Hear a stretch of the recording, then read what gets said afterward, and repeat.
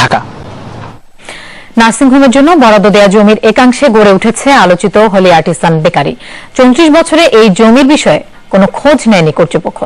কেউ জানে না কখন কিভাবে নির্মাণাধীন নার্সিংহোমের জায়গায় রেস্তোরাঁ হয়ে গেল। জঙ্গি হামলার পর এখন প্রশ্ন এসেছে মালিকের বিরুদ্ধে মামলা করার, যদিও বরাদ্দ পাওয়া মালিক মারা গেছেন এরই মধ্যে। Akhlakus Safar report. Gulshan 2, road number 79, বাড়ি নম্বর 5।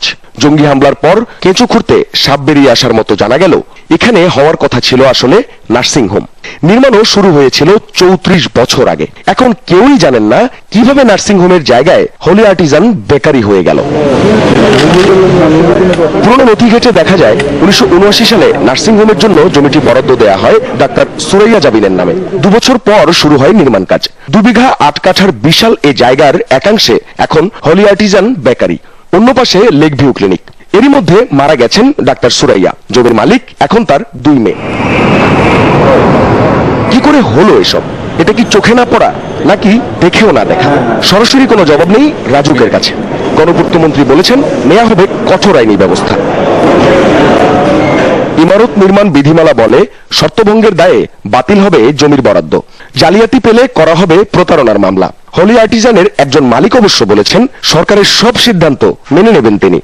গভর্নমেন্ট যেটা বলে বা গভর্নমেন্ট যেটা ডিসাইড করে বেসিক্যালি শুধু আমাদের নিরাপত্তার জন্য না, স্পেশালি আমাদের ফরেন গেস্টের নিরাপত্তার জন্য ওনারা যেটা যেভাবে গাইড করে আমরা ওভাবে ফলো করবো।